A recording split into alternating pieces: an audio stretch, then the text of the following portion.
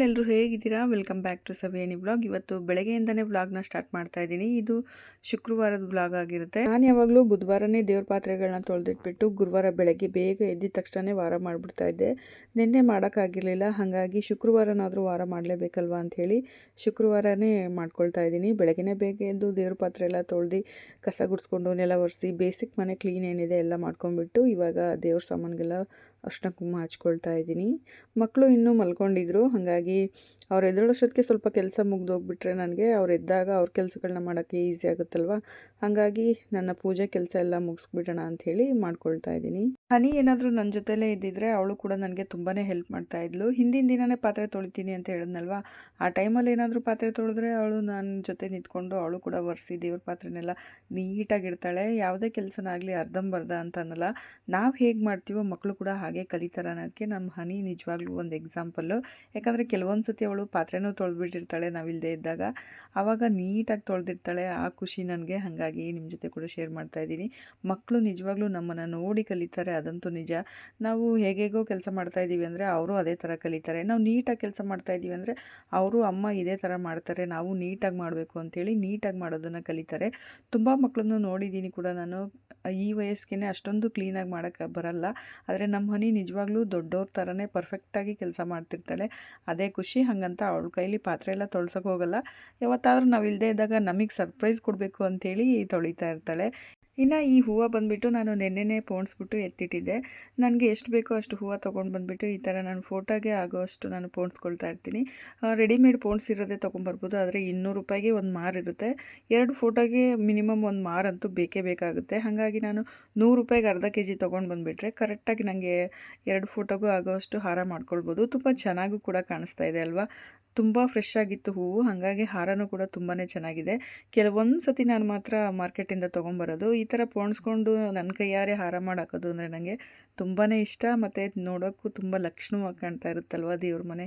ಹಾಗಾಗಿ ಇದು ಒಂದು ಅಭ್ಯಾಸ ಆಗಿಬಿಟ್ಟಿದೆ. ಜಾಸ್ತಿ ರೇಟ್ ಇದ್ದಾಗೆಲ್ಲ ಜಾಸ್ತಿ ದುಡ್ಡು ಕೊಟ್ಟು ತೊಗೊಂಡು ಬಂದು ಹಾರ ಹಾಕಲೇಬೇಕು ಅಂತೇನಿಲ್ಲ.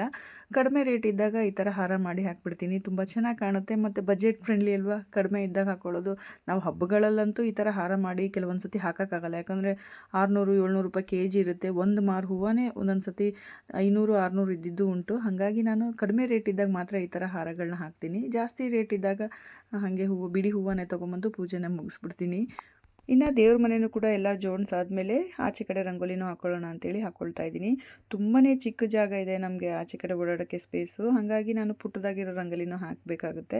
ಹಾಕ್ತಾಯಿದ್ದೀನಿ, ಅದನ್ನು ಕೂಡ ಚಿಕ್ಕದಾಗಿ ಎಷ್ಟಾಗುತ್ತೋ ಅಷ್ಟೇ ಅಂತೇಳಿ. ಆದರೆ ನಮ್ಮ ಮನೇಲಿ ತುಳಿಯಲ್ಲ ಮಕ್ಕಳು, ಖಂಡಿತವಾಗ್ಲೂ ನಮ್ಮ ಮನೇಲಿ ರಂಗೋಲಿ ತುಳಿಯಲ್ಲ, ದಾಟ್ಕೊಂಡು ಓಡಾಡ್ತಾರೆ. ಯಾಕಂದರೆ ಡೇ ಒಂದಿಂದನೂ ನಾವು ಲಯಾಗೆ ತುಳಿಬಾರ್ದು, ಅದು ಸ್ವಾಮಿ ಅಂತ ಹೇಳಿದಕ್ಕೆ ಅವಳು ತುಳಿದಂಗೆ ಓಡಾಡ್ತಾ ಇರ್ತಾಳೆ. ಅದೇ ಖುಷಿ. ಕೆಲವೊಂದು ಸತಿ ಏನಾದರೂ ಆಟ ಆಡಿಕೊಂಡು ಓಡೋಡಿ ಬಂದ್ಲು ಅಂದಾಗ ಮಾತ್ರನೇ ರಂಗೋಲಿ ಅಳಿಸೋದು. ಆವಾಗಲೂ ಬಂದು ಹೇಳ್ತಾಳೆ, ಅಮ್ಮ ನಾನು ರಂಗೋಲಿ ಅಳಿಸ್ಬಿಟ್ಟೆ, ಸಾರಿ ಅಮ್ಮ ಅಂತ ಹೇಳಿ. ಇಟ್ಸ್ ಓಕೆ ಬಿಡಮ್ಮ, ನಾನು ಮತ್ತೆ ಹಾಕ್ಕೊಳ್ತೀನಿ ಅಂತೇಳಿ ಆ ಟೈಮಲ್ಲಿ ಮಾತ್ರ ಹಾಕ್ಕೊಳ್ತೀನಿ. ಆದರೆ ಅವಳಿಗೆ ಖಂಡಿತವಾಗ್ಲೂ ಹೇಳ್ತೀನಿ, ನೀನು ಯಾಕೆ ತುಳಿದಿದ್ದು ನೋಡು ಸ್ವಾಮಿ ಬೈತಾರೆ ಅನ್ನೋಷ್ಟೊತ್ತಿಗೆ, ಅಯ್ಯೋ ಸ್ವಾಮಿಗೆ ಸಾರಿ ಕೇಳ್ತೀನಿ ಬಿಡು ಅಂಥೇಳಿ ಕಂಪ್ರೂವ್ ಆಗಿಬಿಡ್ತಾಳೆ. ಇನ್ನು ನಾನು ಪೂಜೆನೇ ಮುಗಿಸಿರಲಿಲ್ಲ, ಅಷ್ಟು ಬೇಗ ಲಯ ಎದ್ಬಿಟ್ಟು ಅಮ್ಮ ಅಮ್ಮ ಅಂತ ಹುಡುಕ್ತಾ ಇದ್ಲು ಪಕ್ಕದಲ್ಲೇ ರೂಮಲ್ಲಿ. ಆದರೆ ನಾನು ಆಚೆ ಇದ್ದೀನಿ ಬಾ ಲಯ ಅನ್ನೋಷ್ಟೊತ್ತಿಗೆ ಎದ್ದು ಬಂದು ಮತ್ತೆ ಹೋಗಿ ಮಲ್ಕೊಂಡಿದ್ದಾಳೆ ಚಳಿ ಅಂಥೇಳಿ. ಆದರೆ ಅವಳು ನಿದ್ದೆ ಮಾಡ್ತಾ ಇರಲ್ಲ, ಸುಮ್ಮನೆ ಓಡಾಡ್ತಾ ಇರ್ತಾಳೆ. ಕೊನೆಗೂ ಫೈನಲಾಗಿ ಎದ್ದು ಬಂದುಬಿಟ್ಟು ಮುಂದೆನೇ ಓಡಾಡ್ತಾ ಇದ್ಲು. ನೀನನ್ನು ಸ್ನಾನ ಮಾಡಿಲ್ಲ ಹೋಗಮ್ಮು ಅಂತಂದಿದ್ದಕ್ಕೆ ಬಾತ್ರೂಮ್ಗೆ ಹೋಗಿ ಬ್ರಷ್ ಮಾಡ್ಕೊತೀನಿ ಅಂತ ಇದ್ಲು. ಯಾಕಂದರೆ ನಾನು ಪೂಜೆ ಮಾಡುವಾಗ ನಾನು ಮಾಡ್ತೀನಿ ಅಂತ ಬಂದುಬಿಟ್ಲು ಎದ್ದಿದ ತಕ್ಷಣ. ನೀನು ಸ್ನಾನ ಮಾಡ್ಕೊಂಬಂದು ಮಾಡುವಂತೆ ಅನ್ನೋಷ್ಟೊತ್ತಿಗೆ ಬಾತ್ರೂಮಲ್ಲಿ ಹೋಗಿ ಆಲ್ರೆಡಿ ವೆಯ್ಟ್ ಮಾಡ್ತಾ ಇದ್ಲು. ಇನ್ನು ನಾನು ಕೂಡ ಪೂಜೆ ಮುಗಿಸ್ದೆ. ಖಂಡಿತವಾಗ್ಲೂ ನಾನು ವಾರ ಮಾಡಿದಾಗ ಈ ಥರ ಧೂಪಗಳನ್ನ ಹಾಕೋದನ್ನು ಮಿಸ್ ಮಾಡೋದೇ ಇಲ್ಲ. ನನಗೆ ತುಂಬ ಖುಷಿ, ನೆಮ್ಮದಿ ಅಂತ ಅನ್ಸೋದು ಈ ಥರ ಧೂಪ ಹಾಕಿದಾಗಲೇ ಮನೇಲಿ. ಅದೊಂದು ವಾಸನೆ ಘಮ್ ಅಂತ ಬರುತ್ತಲ್ವ, ಆ ಪರಿಮಳದಿಂದನೇ ನನಗೆ ಪೂಜೆ ಮಾಡಿದೆ ಅನ್ನೋಷ್ಟು ಸಮಾಧಾನ ಸಿಗುತ್ತೆ. ಇನ್ನು ನಾನು ಪೂಜೆ ಎಲ್ಲ ಮುಗಿಸಾದ್ಮೇಲೆ ಲಯಾಗೂ ಕೂಡ ಸ್ನಾನ ಮಾಡಿಸ್ಕೊಂಬಂದೆ.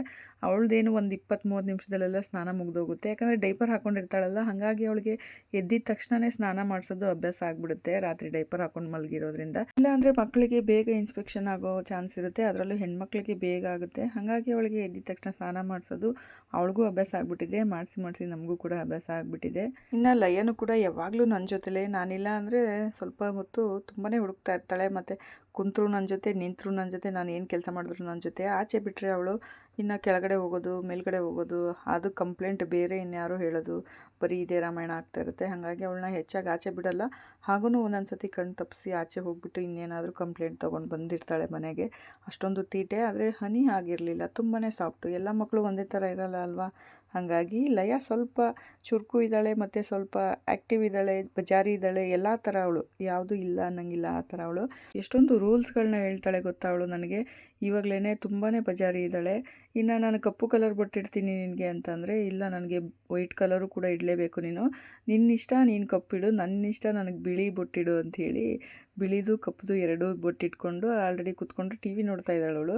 ಬೆಳಗ್ಗೆನೇ ಐಡಿ ಬರುತ್ತೆ, ಅದನ್ನು ನೋಡ್ಕೊಂಡು ಕೂತಿರ್ತಾಳೆ. ಬೇಡ ಬೆಳಗ್ಗೆನೇ ನೋಡಬೇಡ ಅಂತಂದ್ರೂ ಇದೊಂದು ನೋಡ್ಬಿಡ್ತೀನಿ, ಆಮೇಲೆ ಬೇರೆ ಆಟ ಆಡೋಕ್ಕೆ ಹೋಗ್ತೀನಿ ಅಂತೆಲ್ಲ ಹೇಳಿ ಹಠ ಮಾಡಿ ಅದೊಂದು ಹಾಕಿಸ್ಕೊತಾಳೆ. ಇನ್ನು ನಾನು ಕೂಡ ಬೆಳಗ್ಗೆ ಬೇಗ ಎದ್ದಿರೋದ್ರಿಂದ ಜ್ಯೂಸ್ ಕುಡಿಬೇಕು ಅನ್ನೋ ಕ್ರೇವಿಂಗ್ಸ್ ಆಲ್ರೆಡಿ ಸ್ಟಾರ್ಟ್ ಆಗಿಬಿಟ್ಟಿತ್ತು. ಆಲ್ರೆಡಿ 3-4 ಅವರ್ ಆಗೋಯ್ತಲ್ವ. ಹಾಗಾಗಿ ಇನ್ನು ಲಯಾಗೂ ಕೂಡ ಕೇಳಿದೆ, ಲಯ ನೀನು ಜ್ಯೂಸ್ ಕುಡಿತೀಯಾ, ಹಾಲು ಕುಡಿತೀಯಾ ಅಂಥೇಳಿ. ನನಗೆ ಜ್ಯೂಸ್ ಬೇಕು ಮಮ್ಮಿ ಅಂತ ಅವಳು ಕೂಡ ಜ್ಯೂಸನ್ನ ಚೂಸ್ ಮಾಡ್ಕೊಂಡ್ಳು. ಹಾಗಾಗಿ ಇಬ್ರಿಗೂ ಸೇರಿಸಿ ಜ್ಯೂಸ್ ಮಾಡ್ಕೊಳ್ಳೋಣ ಅಂಥೇಳಿ ಮಾಡ್ತಾಯಿದ್ದೀನಿ. ಸ್ವಲ್ಪ ದಾಳಿಂಬ್ರೆ, ಒಂದು ನೆಲ್ಲಿಕಾಯಿ, ಬೀಟ್ರೋಟು, ಸ್ವಲ್ಪ ಅರಿಶಿನ, ಒಂದು 10-12 ಬೇವಿನ ಎಲೆನ ಹಾಕ್ಕೊಳ್ತಾ ಇದ್ದೀನಿ. ಈ ಬೇವಿನ ಸೊಪ್ಪನ್ನ ಮೊನ್ನೆನೇ ತೊಗೊಂಬಂದಿದ್ರು ನನ್ನ ಹಸ್ಬೆಂಡು ಕೇಳಿದ್ದಕ್ಕೆ. ಅಂದರೆ ಒಂದು ವಾರ ಆಯಿತು. ಆದರೆ ಒಣಗಿಸ್ಬೇಕು ಅಂಥೇಳಿ ಅದನ್ನು ತೊಳೆದು ಒಂದು ಸತಿ ಡ್ರೈ ಮಾಡಿ ಇಟ್ಟಿದ್ದೀನಿ. ಆದರೆ ಸ್ವಲ್ಪ ಇನ್ನೂ ಅದು ಹಸಿ ಇದೆ, ಪೌಡ್ರ್ ಆಗೋ ಅಷ್ಟೇನು ಡ್ರೈ ಆಗಿರಲಿಲ್ಲ. ಹಾಗಾಗಿ ಇವತ್ತು ಸ್ವಲ್ಪ ಡ್ರೈ ಮಾಡೋಣ ಅಂತೇಳಿ ಎತ್ತಿಟ್ಬಿಟ್ಟು ಸ್ವಲ್ಪ ನಾನು ಜ್ಯೂಸ್ ಮಾಡ್ಕೊಳಕ್ಕೆ ಹಾಕ್ತಾಯಿದ್ದೀನಿ. ಆಲ್ರೆಡಿ ಇದು 4ನೇ ಸತಿ ನಾನು ಲಯ ಕೊಡ್ತಾ ಇರೋದು. ಅಂದರೆ ಬೇವಿನ ಸೊಪ್ಪು ಹಾಕಿ ಮಾಡ್ಕೊಂಡಿರೋದನ್ನು 4ನೇ ಸತಿ ಕೊಡ್ತಾಯಿದ್ದೀನಿ ಅಂತ ಹೇಳಿದ್ದು. ಇಲ್ಲಾಂದರೆ ಮಾಮೂಲಿ ಜ್ಯೂಸ್ಗಳನ್ನೇ ಆಗಿದ್ರೂ ಅವಳು ಡೈಲಿ ಕುಡಿತಾಳೆ, ಯಾವ ಥರ ಇದ್ರೂ. ಆದರೆ ಸ್ವಲ್ಪ ಹುಳಿ ಜಾಸ್ತಿ ಇದೆ, ನಾನು ನೆಲ್ಲಿಕಾಯ್ದು ಮಾಡ್ಕೊಂಡಿದ್ದೀನಿ ಅಂದಾಗ ಮಾತ್ರ ಅವಳು ಸ್ಕಿಪ್ ಮಾಡ್ತಾಳೆ. ಸ್ವಲ್ಪ ಹುಳಿ ಅಂತೇಳಿ ಮುಖ ಕಿವುಚ್ಕೋತಾಳೆ. ಇವಾಗ ಬಂದು ಆಲ್ರೆಡಿ ಕೇಳ್ತಾ ಇದ್ದಾಳೆ, ಅಮ್ಮ ಇದು ನನ್ನ ಗ್ಲಾಸು, ಇದು ನಿನ್ನ ಗ್ಲಾಸು, ಇಬ್ಬರು ತೊಗೊಂಡೋಗಿ ಕುಡಿಯೋಣ ಆಯಿತಾ ಅಂಥೇಳಿ ಚೇರ್ಸ್ ಮಾಡ್ಕೊಂಡು ಕುಡಿತಾ ಇದ್ದಾಳೆ. ಕಹಿ ಜ್ಯೂಸ್ ಆದ್ರೂ ಚೆನ್ನಾಗಿದೆ ಅಮ್ಮ ಅಂಥೇಳಿ ಒಂದು ಚೂರು ಅವಳು ಮುಖ ಸಿಂಡ್ರಿಸ್ದಂಗೆ ಕುಡಿತಾಳೆ. ನನ್ನ ಹಸ್ಬೆಂಡಿಗೆ ಕೊಟ್ಟರೆ ಇದಕ್ಕೆ ಹನಿನ ಹಾಕ್ಕೊಂಡು ಕುಡಿತಾರೆ. ಆದರೆ ನಾವಿಬ್ಬರು ಕುಡಿಯೋದಾದರೆ ಹನಿನೂ ಕೂಡ ಹಾಕ್ಕೊಳ್ಳೋದೇ ಕುಡಿತೀವಿ. ಲಯ ಅಂತೂ ತುಂಬಾ ಎಂಜಾಯ್ ಮಾಡ್ಕೊಂಡು ಕುಡಿತಾಳೆ ಈ ಥರ ಡ್ರಿಂಕ್ಸ್ಗಳನ್ನ. ಬೆಳಗ್ಗೆ ಎದ್ದಿದ ತಕ್ಷಣ ಅಭ್ಯಾಸ ಮಾಡ್ಕೊಂಡ್ಬಿಟ್ಟಿದ್ದಾಳೆ. ನನಗೂ ಕೂಡ ಖುಷಿ ಆಗುತ್ತೆ, ಅವಳಿಗೆ ಒಂದು ಒಳ್ಳೆ ರಿಸಲ್ಟ್ ಕೊಟ್ಟಿದೆ. ಮತ್ತು ಹೊಟ್ಟೆಯಲ್ಲಿ ಏನಾದರೂ ಮಕ್ಕಳಿಗೆ ಹುಳ ಅಂದರೆ ಜಂತುಳ ಏನಾದರೂ ಇದ್ದರೆ ಅದು ಕೂಡ ಕಡಿಮೆ ಆಗುತ್ತೆ. ಜಂತುಳ ಆ್ಯಕ್ಚುಲಿ ಈ ಥರ ಕುಡಿಯೋದ್ರಿಂದ ಜಂತುಳನೂ ಕೂಡ ಆಗೋದೇ ಇಲ್ಲ, ಇನ್ನೂ ಕಡಿಮೆ ಆಗೋದಿಲ್ಲಿಂದ ಅಲ್ವಾ. ಈ ಥರ ಒಂದು ಅಭ್ಯಾಸ ಒಂದು ಒಳ್ಳೆಯದು ಅಂತಲೇ ಹೇಳ್ತೀನಿ.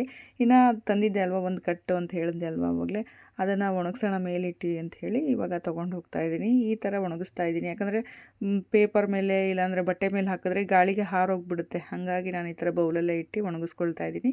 ನೀಟಾಗಿ ಒಣಗುತ್ತೆ ಕೂಡ. ಇನ್ನು 9 ಗಂಟೆ ಆಗಿದೆ, ಆಲ್ರೆಡಿ ಮಧ್ಯಾಹ್ನ ಆಗಿರೋ ಥರ ಅನ್ನಿಸ್ತಾ ಇದೆ.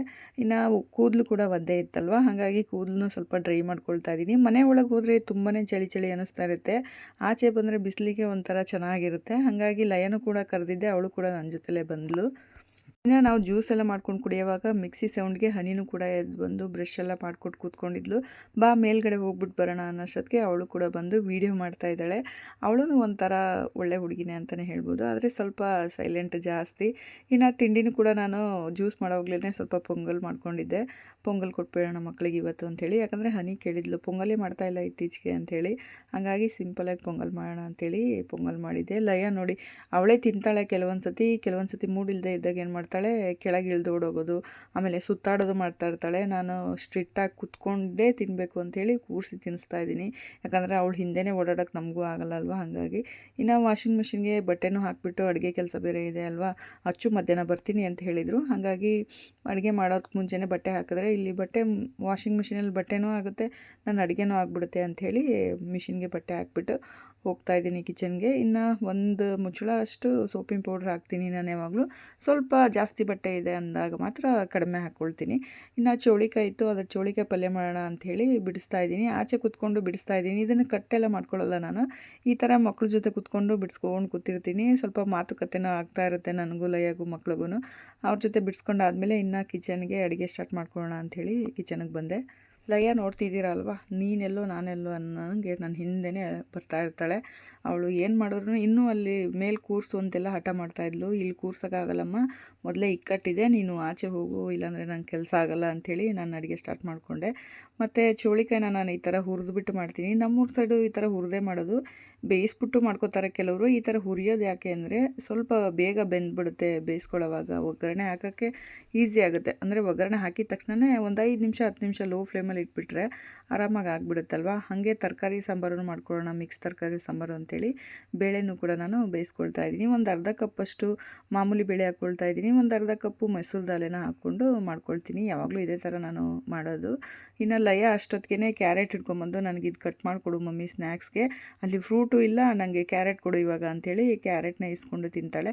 ಒಳ್ಳೆ ಅಭ್ಯಾಸ ಮಕ್ಕಳಿಗೆ ಅಂತಲೇ ಹೇಳ್ಬೋದು. ನಾವು ಚಿಕ್ಕಂದಿಂದ ಏನು ಕಲಿಸ್ತೀವೋ ಮಕ್ಕಳು ಅದನ್ನೇ ಅಭ್ಯಾಸ ಮಾಡ್ಕೊಳ್ತಾರೆ ಹೊರತು ಅವ್ರಿಗೆ, ಯಾಕಂದರೆ ಹುಟ್ಟಿದಾಗ ಟೇಸ್ಟ್ ಗೊತ್ತಿರಲ್ಲ. ನಾವು ಏನನ್ನು ಪರಿಚಯ ಮಾಡಿಕೊಡ್ತೀವೋ ಅದಕ್ಕೆ ಹೊಂದ್ಕೊಳ್ತಾರೆ ಮಕ್ಕಳು. ಹಾಗಾಗಿ ಚಿಕ್ಕವರಿರುವಾಗ ಹೆಲ್ದಿ ಫುಡ್ನ ಪರಿಚಯ ಮಾಡಿಕೊಡಿ. ಯಾವಾಗ ಅವರು ಅದನ್ನೇ ಕೇಳ್ತಾರೆ ಅದನ್ನೇ ತಿಂತಾರೆ. ಯಾಕಂದರೆ ಟೇಸ್ಟು ಇವಾಗ ಹಸು ದನ ಕರುಗಳಿಗೆಲ್ಲ ಟೇಸ್ಟ್ ಗೊತ್ತಾ, ಅವ್ರಿಗೆ ಹುಲ್ಲು ಕೊಟ್ಟಿರೋದ್ರಿಂದ ಅವರು ಹುಲ್ಲೇ ತಿಂತಾರೆ. ಆ ಥರ ಮಕ್ಳಿಗೂ ಅದೇ ಥರ ಹೆಲ್ದಿ ಫುಡ್ಸ್ ಕೊಡೋದ್ರಿಂದ ಅವರು ಹೆಲ್ದಿ ಫುಡ್ಸ್ಗೆ ಅಡ್ಜಸ್ಟ್ ಆಗಿಬಿಡ್ತಾರೆ. ಹಾಗಾಗಿ ನಾನು ಮತ್ತೆ ಮತ್ತೆ ಹೇಳ್ತಾ ಇದ್ದೀನಿ, ಏನಪ್ಪ ಇವಳು ಇಷ್ಟೊಂದು ಹೇಳಿ ಕೊರಿತಾಳೆ ಅಂತೆಲ್ಲ ಅಂದ್ಕೊಳಕ್ಕೆ ಹೋಗಬೇಡ್ರಿ. ಯಾಕಂದರೆ ಅನುಭವದಿಂದ ಹೇಳ್ತಾ ಇದ್ದೀನಿ. ನಮ್ಮ ಲಯಾಗೂ ಹನಿಗೂ ಕೂಡ ತುಂಬ ಡಿಫ್ರೆನ್ಸ್ ಇದೆ. ಹನಿನೂ ಕೂಡ ತರಕಾರಿ ತಿಂತಾ ಇದ್ಲು, ಆದರೆ ಬೇಯಿಸಿರೋ ತರಕಾರಿನ ತಿನ್ನಲ್ಲ. ಹಸಿ ತರಕಾರಿ ಕಟ್ ಮಾಡಿಕೊಟ್ರೆ ತಿಂತಾಳೆ ಹಾಗೆ ಅವಳು. ಇನ್ನು ತರಕಾರಿಯನ್ನು ಕೂಡ ನಾನು ಕಟ್ ಮಾಡ್ಕೊಳ್ತಾ ಇದ್ದೀನಿ. ನುಗ್ಗೆಕಾಯಿ ಒಂದು 3 ಏನೋ ಇತ್ತು, ಅದನ್ನು ಕಟ್ ಮಾಡಿ ನಾನು ಈ ಥರ ಬಾಕ್ಸಲ್ಲಿ ಹಾಕಿಟ್ಕೊಂಡಿರ್ತೀನಲ್ವ, ಅದನ್ನೇ ಇವಾಗ ಉಪಯೋಗಿಸ್ಕೊತಾ ಇದ್ದೀನಿ. ಅದ್ರ ಜೊತೆ ನಾನು ಎಲ್ಲ ಥರದ ತರಕಾರಿನ ಹಾಕ್ಕೊಂಡಿದ್ದೀನಿ. ಒಂದು ಮೂಲಂಗಿ, ಒಂದು ಬದನೆಕಾಯಿ, ಸ್ವಲ್ಪ ಕ್ಯಾಪ್ಸಿಕಮ್ ಹಾಕ್ಕೊಂಡಿದ್ದೀನಿ. ಒಂದು ಅರ್ಧ ಆದರೆ ಸಾಕಾಗುತ್ತೆ. ಇನ್ನು ಕ್ಯಾರೆಟು, ಮಾಮೂಲಿ ಬೀನ್ಸ್ ಹಾಕ್ಕೊಳ್ತಾ ಇದ್ದೀನಿ. ಡಬಲ್ ಬೀನ್ಸ್ ಇತ್ತು, ಹಾಗಾಗಿ ಅದನ್ನು ಹಾಕ್ಕೊಂಡು ಮಾಡ್ಕೊಳ್ತಾ ಇದ್ದೀನಿ. ತುಂಬಾ ಚೆನ್ನಾಗಿತ್ತು ಸಾಂಬಾರು, ಸ್ವಲ್ಪ ತಿಕ್ನೆಸ್ ಆಗಿ.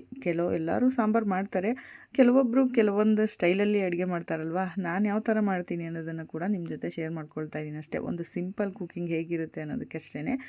ಇನ್ನು ಒಂದು ಕುಕ್ಕರ್ಗೆ ನಾನು ಬೇಳೆಗಳು ಆವಾಗಲೇ ತೋರಿಸಿದ್ನಲ್ವ, ಅದಕ್ಕೇ ಸ್ವಲ್ಪ ನೀರು, ಅರಿಶಿನ ಪುಡಿ, ಟೊಮೊಟೊ ಹಾಕ್ಬಿಟ್ಟು ಒಂದು ಸ್ವಲ್ಪ ಬೆಳ್ಳುಳ್ಳಿನ ಹಾಕಿ ಆ ಕಡೆ ಬೇಯಿಸೋಕೆ ಇಟ್ಕೊಂಡಿದ್ದೀನಿ. ಈ ಕಡೆ ಒಂದು ಪಾತ್ರೆಗೆ ಎಣ್ಣೆ ಹಾಕ್ಬಿಟ್ಟು ಸ್ವಲ್ಪ ಈರುಳ್ಳಿ, ಸಾಸಿವೆ ಹಾಕ್ಕೊಂಡು, ಇಂಗು ಹಾಕ್ಕೊಂಡು, ತರಕಾರಿನೆಲ್ಲ ಹಾಕ್ಕೊಂಡು ಈ ಥರ ನಾನು ಫ್ರೈ ಮಾಡ್ಕೊಳ್ತೀನಿ. ಕುಕ್ಕರಲ್ಲೇ ಹಾಕ್ಕೊಳ್ಳಲ್ಲ, ಯಾಕಂದರೆ ತುಂಬಾ ಮೆತ್ತಗೆ ಬೆಂದೋಗ್ಬಿಡುತ್ತೆ, ಇಷ್ಟ ಆಗಲ್ಲ ಮಕ್ಕಳಿಗೆ ತಿನ್ನೋಕ್ಕೆ. ನುಗ್ಗೆಕಾಯಿ ಎಲ್ಲ ಅದರೊಳಗೇ ಆಲ್ರೆಡಿ ಓಪನ್ ಆಗಿಬಿಟ್ಟಿರುತ್ತೆ ಕುಕ್ಕರಲ್ಲಿ ಹಾಕಿದ್ರೆ. ಹಾಗಾಗಿ ನಾನು ಈ ಥರ ಪಾತ್ರೆಯಲ್ಲಿ ಹಾಕಿಬಿಟ್ಟು ಒಂದು 2 ಸ್ಪೂನು ಸಾಂಬಾರು ಪುಡಿ, 1 ಸ್ಪೂನು ಖಾರದ ಪುಡಿನ ಹಾಕಿ, ಸ್ವಲ್ಪ ಕೊತ್ತಂಬರಿನೂ ಹಾಕಿ, ಸ್ವಲ್ಪ ನೀರು, ಒಂದು ಅರ್ಧ ಕಪ್ಪಷ್ಟು ನೀರನ್ನ ಹಾಕಿ ಮುಚ್ಚಿಬಿಟ್ಟು ಒಂದು ಲೋ ಫ್ಲೇಮಲ್ಲಿ ಒಂದು 5ರಿಂದ 10 ನಿಮಿಷ ಬೇಯಿಸ್ಕೊಳ್ತಾ ಇದ್ದೀನಿ.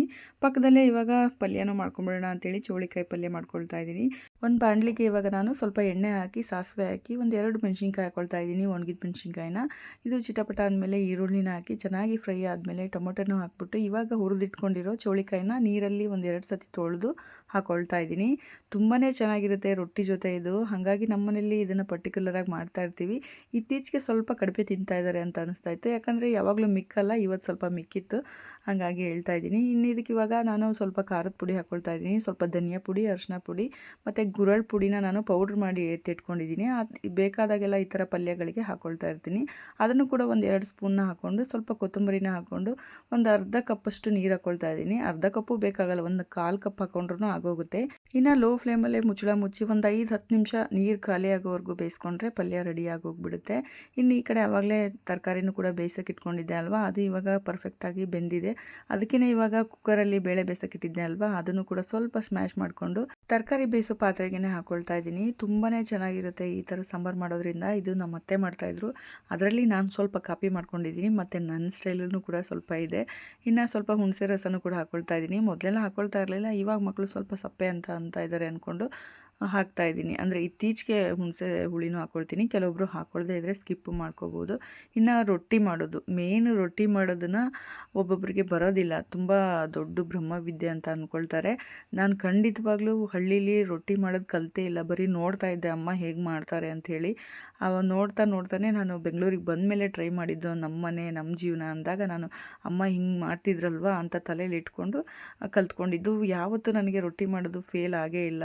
ನಾನೇ ಜೋಳನ ತೊಗೊಂಡು ಬಂದು ಹಿಟ್ಟು ಹಾಕ್ಸ್ಕೊಂಡು ಎತ್ತಿಟ್ಕೊಳ್ತೀನಿ. ಒಂದು ಒಳ್ಳೆ ಡಯಟ್ ಫುಡ್ಡು ಕೂಡ ಇದು ರೊಟ್ಟಿ. ಹಾಗಾಗಿ ನಾನು ಮನೆಯಲ್ಲಿ ರೊಟ್ಟಿ ಚಪಾತಿನ ಜಾಸ್ತಿ ಮಾಡ್ತಾ ಇರ್ತೀನಿ. ಇದನ್ನು ಬಿಸಿ ನೀರನ್ನ ಹಾಕಿ ಹಿಟ್ಟನ್ನ ಕಲಿಸ್ಕೋಬೇಕು. ಅದು ಒಂದೇ ಇದರಲ್ಲಿ ದೊಡ್ಡ ಪ್ರೊಸೀಜರು, ಯಾಕಂದರೆ ಸ್ವಲ್ಪ ಜನ ತಣ್ಣೀರು ಹಾಕಿ ಕಲಿಸ್ಕೊಂಡ್ರೆ ರೊಟ್ಟಿ ಖಂಡಿತವಾಗ್ಲೂ ಬರೋದೇ ಇಲ್ಲ ಇದು. ಯಾಕಂದರೆ ಸಿರಿಧಾನ್ಯ ಅಂದ್ರೇ ಹಾಗೇ, ರಾಗಿ ಸ್ವಲ್ಪ ಜಿಗಟಾಗಿರುತ್ತೆ, ಇದು ಆ ಥರ ಇರಲ್ಲ. ಹಾಗಾಗಿ ಮತ್ತು ಹಿಟ್ಟು ಕೂಡ ಹಳೇದಾದರೆ ರೊಟ್ಟಿ ಕೂಡ ಖಂಡಿತ ಮಾಡೋಕ್ಕೆ ಬರೋದೇ ಇಲ್ಲ. ಹಾಗಾಗಿ ಕುದಿಯೋ ನೀರನ್ನ ಹಾಕ್ಕೊಂಡು ಚೆನ್ನಾಗಿ ಕಲಿಸ್ಕೋಬೇಕು. ಬಿಸಿ ಇರುವಾಗಲೇ ಕಲಿಸ್ಕೋಬೇಕು. ಆವಾಗಲೇ ನಿಮಗೆ ನನ್ನ ಕೈನ ತೋರಿಸಿದೆ ಎಷ್ಟು ಕೆಂಪಗಾಗಿತ್ತು ಅಂತೇಳಿ. ಯಾಕಂದರೆ ಬಿಸಿ ಬಿಸಿನೇ ಕಲಿಸೋದ್ರಿಂದ ಹಾಗಾಗುತ್ತೆ. ಇನ್ನು ಚೆನ್ನಾಗಿ ಇದನ್ನು ಮಿದ್ದಿ ಕಲಿಸ್ಕೊಂಡಾದ್ಮೇಲೆ ಈ ಥರ ಹದಕ್ಕೆ ಬಂದಮೇಲೆ ಅಂಗೈಯಿಂದ ಸ್ವಲ್ಪ ತಟ್ಕೊಂಡು ಆಮೇಲೆ ನೀವು ಲಟ್ಟಿಸ್ಕೋಬೋದು ಚಪಾತಿ ಥರ. ಆದರೆ ಚಪಾತಿದಷ್ಟು ಹಾರ್ಡಾಗಿ ಇದನ್ನೆಲ್ಲ ಲಟ್ಸೋಕ್ಕಾಗಲ್ಲ. ಯಾಕಂದರೆ ತುಂಬ ಕಿತ್ತೋಗೋ ಚಾನ್ಸ್ ಇರುತ್ತೆ. ನಿಧಾನಕ್ಕೆ ಹ್ಯಾಂಡಲ್ ಮಾಡಿಕೊಂಡು ಲಟ್ಟಿಸ್ಕೋಬೇಕಾಗುತ್ತೆ. ಚೆನ್ನಾಗಿ ಬರುತ್ತೆ ರೊಟ್ಟಿ, ಸೂಪರಾಗಿ ಬರುತ್ತೆ. ನೀವು ನೋಡ್ತಾ ಇದ್ದೀರಲ್ವ ನಾನು ಯಾವ ಥರ ಮಾಡ್ತಾಯಿದ್ದೀನಿ ಅಂತ, ಅದೇ ಥರ ಪ್ರೊಸೀಜರಲ್ಲಿ ಮಾಡ್ಕೊಳ್ಳಿ. ತುಂಬಾ ಚೆನ್ನಾಗಿ ಬರುತ್ತೆ. ಮತ್ತು ಕ್ರ್ಯಾಕ್ ಆಗೋಯ್ತು ಅಂತೆಲ್ಲ ನೀವು ಬಿಡೋಕ್ಕೆ ಹೋಗಬೇಡಿ. ಸ್ವಲ್ಪ ಲಟ್ಸಿದ ತಕ್ಷಣವೇ ಅದು ಕ್ರ್ಯಾಕ್ ಆಗಿಬಿಡುತ್ತೆ. ಹಾಗಾಗಿ ಕ್ರ್ಯಾಕ್ ಆದಮೇಲೆ ನೀವು ಸೈಡಿಂದ ಅದು ಕ್ರ್ಯಾಕ್ನ ಕವರ್ ಆಗೋ ಥರ ಲಟ್ಟಿಸ್ಕೋಬೇಕಾಗುತ್ತೆ. ನೋಡ್ತಾ ಇದ್ದೀರಲ್ವ ಈ ಥರ ಕ್ರ್ಯಾಕ್ ಆಗಿಬಿಟ್ಟಿರುತ್ತೆ. ಅದನ್ನು ಈ ಥರ ಸೈಡಲ್ಲೇ ಲಟ್ಟಿಸ್ಕೊಂಡ್ರೆ ಅದು ಆರಾಮಾಗಿ ಕ್ರ್ಯಾಕ್ ಎಲ್ಲ ಕೂಡ್ಕೊಳ್ಳುತ್ತೆ. ಮಾಮೂಲಿ ರೊಟ್ಟಿ ಶೇಪೇ ಖಂಡಿತವಾಗ್ಲೂ ಬರುತ್ತೆ. ತುಂಬ ಜನಕ್ಕೆ ಫೇಲ್ ಆಗಿರೋದುಂಟು. ಒಂದೆರಡು ಸತಿ ನೀವೇ ಮಾಡಿದ್ರೆ ಅದ್ರದ್ದು ನ್ಯಾಕ್ ಹೇಗೆ ಅನ್ನೋದು ಗೊತ್ತಾಗುತ್ತೆ. ನಮ್ಮೂರಲ್ಲೂ ನಾನು ಹೇಳಿದ್ನಲ್ವ ಆವಾಗಲೇ, ಖಂಡಿತವಾಗ್ಲೂ ರೊಟ್ಟಿನ ಮಾಡಿಲ್ಲ, ಅಮ್ಮ ಹೇಗೆ ಮಾಡ್ತಿದ್ರು ಅನ್ನೋದನ್ನು ನಾನು ನೋಡ್ತಾ ಇದ್ದೆ. ಹಾಗಾಗಿ ನಾನು ಇವಾಗ ಪರ್ಫೆಕ್ಟಾಗಿ ರೊಟ್ಟಿನ ಮಾಡ್ತೀನಿ. ಒಂದು ಸತಿನೂ ಕೂಡ ನನಗೆ ರೊಟ್ಟಿ ಫೇಲ್ ಆಗಿದೆ ಅಂತ ಅನಿಸಲ್ಲ. ಆದರೆ ಅಮ್ಮ ಹೇಳಿದ್ದು ಒಂದೇ, ಕುದಿಯೋ ನೀರನ್ನ ಹಾಕ್ಕೊಂಡು ಯಾವಾಗಲೂ ಕಲಿಸ್ಕೋಬೇಕು ಅಂತೇಳಿ. ಮತ್ತು ಹಿಟ್ಟನ್ನು ಕೂಡ ಹಳೆಯ ಹಿಟ್ಟನ್ನು ತೊಗೊಂಡ್ರೆ ಖಂಡಿತವಾಗ್ಲೂ ರೊಟ್ಟಿ ಬರೋಲ್ಲ.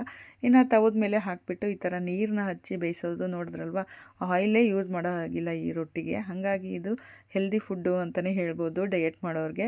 ಇನ್ನು ಇದೇ ಥರ ಲಟ್ಟಿಸ್ಕೊಂಡು ರೊಟ್ಟಿನೇ ಮಾಡ್ಕೊಳ್ಳೋದು. ಒಂದು 12ರಿಂದ 13 ರೊಟ್ಟಿ ಮಾಡ್ಕೊಂಡಿದ್ದೆ ಇವತ್ತು. ಅದೇ ಒಂದು ದಿನಕ್ಕೆಲ್ಲ ಆಗೋಯ್ತು. ಇನ್ನು ಸಾಯಂಕಾಲ ನಾವು ದೇವಸ್ಥಾನಕ್ಕೆ ಹೋಗಬೇಕು ಅಂತ ಹೇಳಿನೇ ಇವಾಗ ಅಡುಗೆನ ಮಾಡ್ಕೊಳ್ತಾ ಇರೋದು. ಯಾಕಂದರೆ ದೇವಸ್ಥಾನಕ್ಕೆ ಹೋಗಿ ಬಂದಮೇಲೆ ಮತ್ತೆ ಅಡುಗೆ ಅಂತೆಲ್ಲ ಕುತ್ಕೊಳ್ಳೋಕ್ಕಾಗಲ್ಲ. ಹನಿ ಸಿರಪ್ ಕುಡಿಯೋದ್ರಿಂದ ಬಂದಿದ ತಕ್ಷಣ ಅಡುಗೆ ರೆಡಿ ಇದ್ದರೆ ಅವಳು ಊಟ ಮಾಡ್ಬೋದು ಅಂತೇಳಿ. ನೋಡ್ತಾ ಇದ್ದೀರಲ್ವ ಎಷ್ಟು ಚೆನ್ನಾಗಿ ರೊಟ್ಟಿ ಮೆತ್ತಗೆ ಬಂದಿದೆ ಅಂಥೇಳಿ. ನನ್ನ ಹಸ್ಬೆಂಡು ಬಿಸಿ ಇದ್ದಾಗ ಮಾತ್ರ ತಿಂತಾರೆ. ಅದೇನಾದರೂ ಲೇಟ್ ಆಗೋಯ್ತು ಅಂದರೆ ಸ್ವಲ್ಪ ಹಾರ್ಡ್ ಆಗುತ್ತೆ ಜೋಳದ ರೊಟ್ಟಿ. ಹಂಗಾಗಿ ಅವರು ಆಮೇಲೆ ತಿನ್ನಕ್ಕೆ ಹೋಗಲ್ಲ. ಇನ್ನು ನಾನು ಕೂಡ ಊಟ ಮುಗಿಸ್ಕೊಡ್ತಾ ಇದ್ದೀನಿ. ನೋಡಿ ಈ ಥರ ಇರುತ್ತೆ ನಮ್ಮ ಮಧ್ಯಾಹ್ನದ ಮೀಲ್ಸು. ಸಾಂಬಾರು ಕೂಡ ತುಂಬಾ ಚೆನ್ನಾಗಿತ್ತು. ಚೌಳಿಕಾಯಿ ಪಲ್ಯನೂ ಕೂಡ ತುಂಬ ಚೆನ್ನಾಗಿತ್ತು. ನಾನು ಕೂಡ ಊಟ ಮಾಡಿಕೊಂಡು ಮಕ್ಕಳು ಕೂಡ ಊಟ ಆಯಿತು. ಇನ್ನು ಸ್ವಲ್ಪ ಬಟ್ಟೆಗಳೆಲ್ಲ ಇತ್ತಲ್ವ, ಹನಿ ಆಲ್ರೆಡಿ ನಾನು ಅಡುಗೆ ಮಾಡೋವಾಗ ಬಟ್ಟೆನ ಒಣಗಾಕ್ಬಿಟ್ಟಿದ್ಲು ನಾನು ಮಿಷಿನ್ಗೆ ಹಾಕಿರೋದನ್ನು.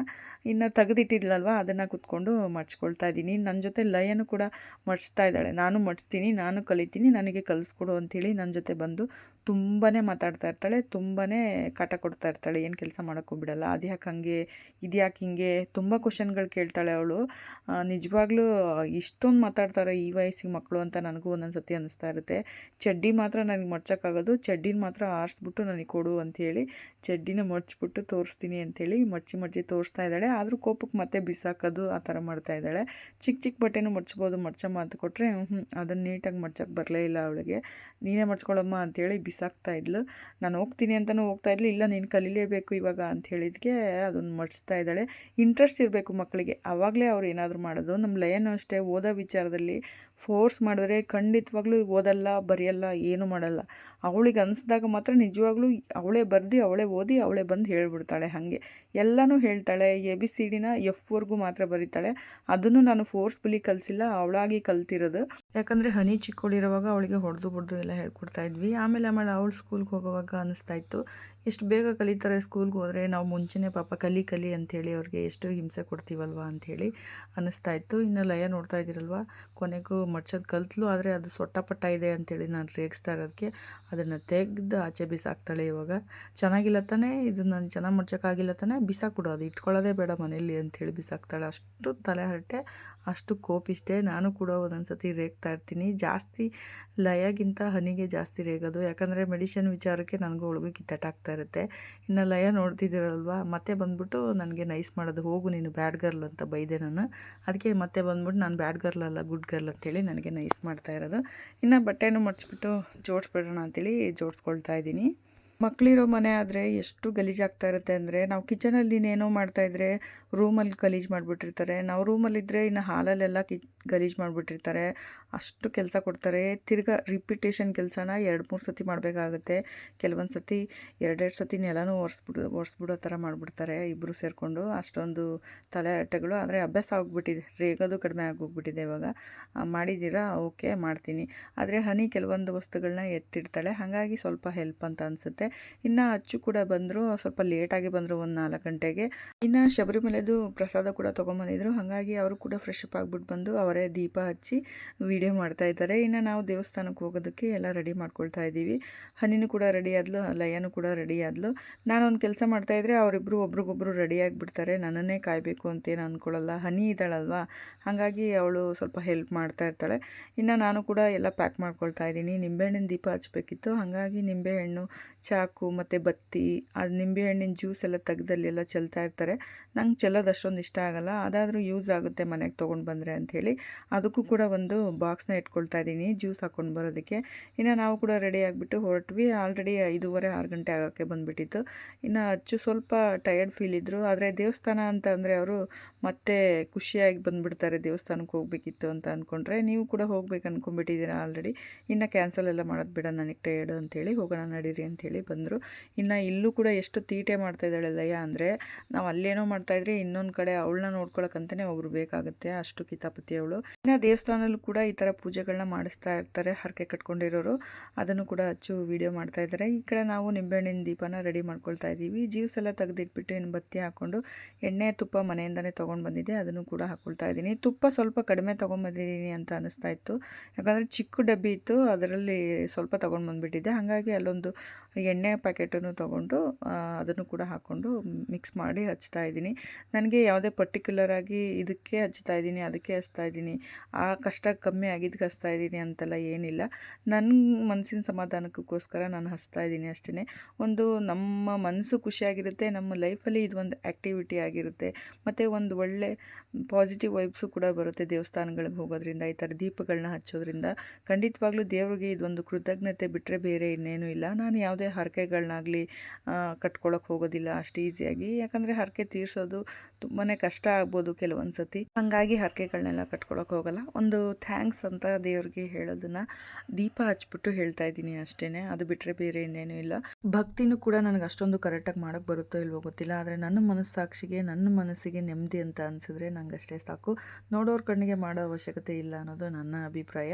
ಇನ್ನು ಇವತ್ತಿನ ವ್ಲಾಗ್ನೂ ಕೂಡ ನಾನು ಇವತ್ತು ಇಲ್ಲೇ ಎಂಡ್ ಮಾಡ್ತಾ ಇದ್ದೀನಿ. ಯಾರೆಲ್ಲ ವಿಡಿಯೋ ನೋಡ್ತಾ ಇದ್ದೀರಾ ಪ್ಲೀಸ್ ಸಬ್ಸ್ಕ್ರೈಬ್ ಮಾಡ್ಕೊಂಡು ನೋಡಿ. ನಾನು ಹೊಸ ಯೂಟ್ಯೂಬ್ ಚಾನಲ್ ಓಪನ್ ಮಾಡಿರೋದ್ರಿಂದ ನಿಮ್ಮ ಸಪೋರ್ಟು ಖಂಡಿತವಾಗ್ಲೂ ನನಗೆ ಬೇಕು. ಏನಾದರೂ ತಪ್ಪುಗಳಿದ್ರೆ ಖಂಡಿತವಾಗ್ಲೂ ಹೇಳಿ. Thank you for watching.